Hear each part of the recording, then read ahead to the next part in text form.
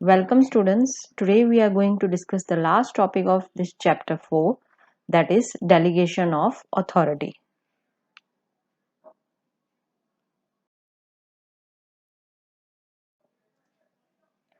So basically the delegation means a form of authority distribution to their subordinates. As we know that a person who comes on the post of manager is the most capable person in the organization. But as much capable, as much potential, as much powerful, skillful the manager is, he cannot do all the work by himself. For getting the work done in the stipulated time period, it is compulsory for the manager or the management to delegate the authority, to distribute the authority to the downward people or the people who are working under the manager to the subordinate.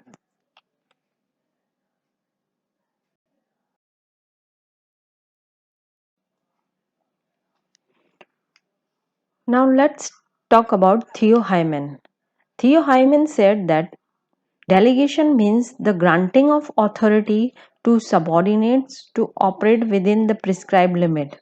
For example, if a manager has been given a task of production also, distribution also, research also, sales also, is it possible for one manager to get all this work done? No, it is not possible. So in that circumstances, the manager or the top level management, they distribute the work of production to the production department, and they gave one particular superior in the production department. In production department head, that is only for him, it is not possible to keep a record on task, the raw material, the machinery. So for every site they decide one head who will be responsible for that particular area. Then it refers to the downward transfer of authority from the superior to the subordinate.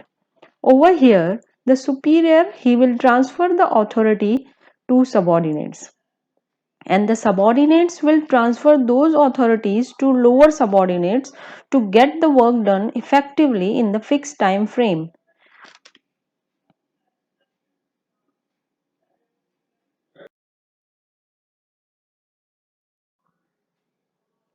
Basically, delegation got the three types of elements. The very first is authority.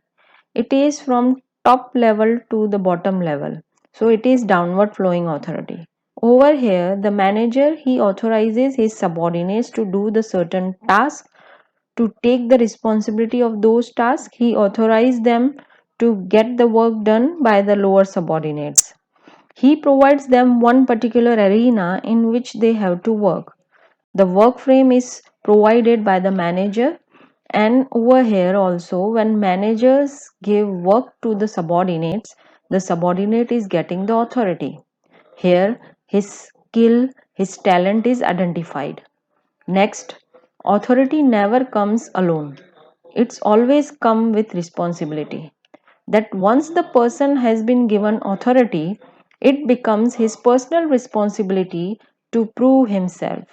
That whatever the task has been provided to him, he will be truthful to that, he will be fruitful to that, and he will complete it till the maximum possible limit.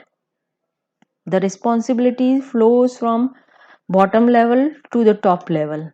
Here, the subordinate is responsible towards his head or towards its authoritative person, that whatever the work done, he is authoritative, he'll give him guidance because he has given him the responsibility of completing the task. Last element is accountability. It is not like that if the manager has delegated the work or distributed the work to subordinate, he will not be responsible, will not be accountable for that. No, his accountability is much more than the subordinate, and the subordinate accountability will be there to complete the task in the specific time period with the available resources. So, these were the elements of delegation of authority.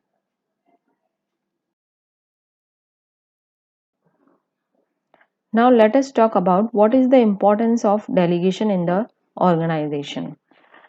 The first one is effective management, second one is employees development, third motivation of employees, fourth facilitation of growth, fifth basis of management hierarchy, sixth better coordination.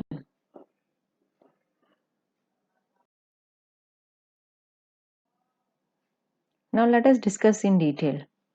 In an organization, effective management is possible due to the delegation. So here the management becomes smooth, easy, fast, and the work has been done appropriately. Everyone gets equal importance. The manager becomes stress free. Next comes employees development. All the employees got the opportunity to prove themselves that whatever the task provided apart from their normal job profile, they will be justifying that roles also. Next is motivation of employees.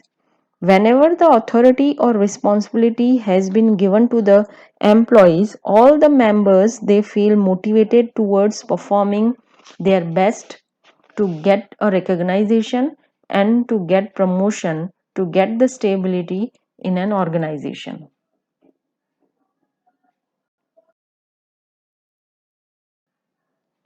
Then comes facilitation of the growth. Now here not only the employees growth take place but also the internal skills of employees are also identified because of their work frame, as well as when all the employees become skillful, ultimately the growth of organization is possible because to prove themselves they perform the task in the best possible manner. Next is it is a base of management hierarchy. It is easy to maintain the relationship of subordinate and top level management is possible over here. It helps them to maintain those relations. Last but not the least, better coordination. To complete the task, the subordinate not only thankful to his top level but also he gets whatever the direction, whatever the requirement, whatever the doubts he gets clear with his top level people, because of which there is a coordination in the organization again which leads to development of organization.